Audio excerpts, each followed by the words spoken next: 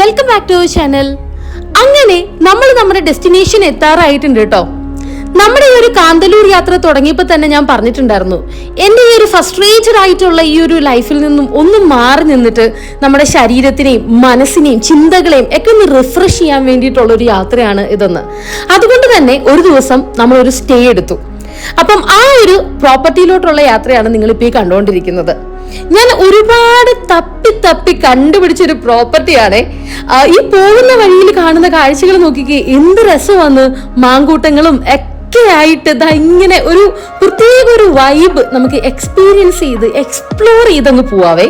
കുറെ കഴിയുമ്പം welcome to Kanthalloor, അതിമനോഹരമായ ആ ഒരു സുന്ദരിയായ ഗ്രാമത്തിലോട്ട് നമ്മൾ പോവാണ്. ഇനി ഒരു ദിവസം നമ്മൾ ഒരു സ്ഥലത്ത് താമസിക്കാൻ പോവാണ്. അതിന്റെ വിശേഷങ്ങളും ഡീറ്റെയിൽസും കാര്യങ്ങളെല്ലാം ഞാൻ അടുത്ത വീഡിയോയിൽ ഇടുന്നതായിരിക്കും.